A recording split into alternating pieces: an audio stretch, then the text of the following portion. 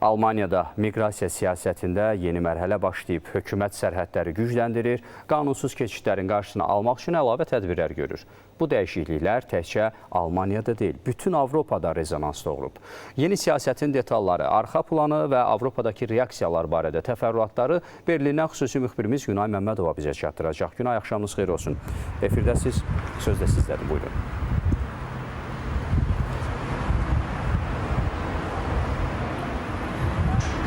Mümtaz, deyə bilərəm ki, bugün Almanya Angela Merkel dövrünün miqrasiya siyasəti ilə faktiki olaraq vidalaşır.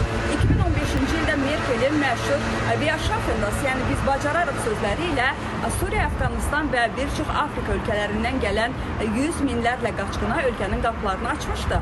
Amma indi yanaşma dəyişib. Daxili İşlər naziri Alexander Dobrynin bildirir ki, illərdir davam edən bu vəziyyətə son qoyulmalıdır. Onun sözlərinə görə Almaniyaya istənilən yolla daxil olub sığınacaq istədiyini deyən hər kəsə əvvəlki kimi sərbəst giriş imkanı verilməyəcək. İndi isə bu cür şəxslər sərhəddəcə geri qaytarılır. Yalnız hamilə qadınlara və uşaqlara istisna olunur. Və nazir qeyd edir ki, bir həftə ərzində artıq 739 qanunsuz giriş cəhdinin qarşısı alınıb. Bu isə əvvəlki həftəyə nisbətən 45% artım deməkdir. Bunu mümkün edən əsas səbəbə gəldikdə isə sərhədlərə əlavə 3000 polis göndərilməsidir. İndi ümumilikdə 14.000 federal polis əməkdaşı sərhəddə xidmət aparır. Nazir vurğulayır ki, bu addımlar qanunsuz miqrasiya ilə mübarizədə qətiyyətin göstəricisidir.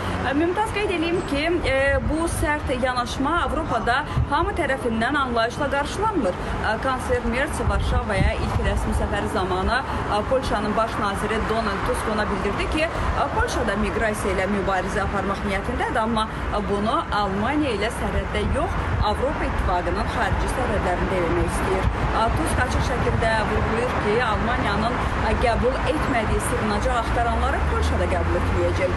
Və qeyd edeyim ki, ekspertlər xəbərdarlıq eləyirlər ki, bu cür bir tərəfli sərhəd nəzarəti ümumi Avropa miqrasiya siyasətinə zərər verə bilər. Əgər hər ölkə öz yolunu seçərsə, birgə aparılan islahatlar iflasa uğraya bilər. Lakin buna baxmayaraq Almaniya bu dəyişikliklə bir siqnal vermək istəyir. Qeyd edeyim ki, Xristian Demokrat İttifaqından bildirirlər ki, Almaniya artıq miqrantlar üçün cəlbedici bir ölkə olmaqdan çıxıb. Kansler Merz də seçki kampaniyası zamanı demişdi ki, illik qaçqın sayı maksimum 100 min nəfər olmalıdır. Halbuki ötən il bu rəqəm 230 minə yaxın olub. Və demək olar ki, yeni bir dövr başlayır. Almaniya yeni qaydalarla yoluna davam edir. Amma bu yolun hamıya uyğun olub-olmadığı isə hələ mübahisəlidir. Belə, Mümtaz, mənim çatdıracaqlarım bu qədər. Söz sizdə.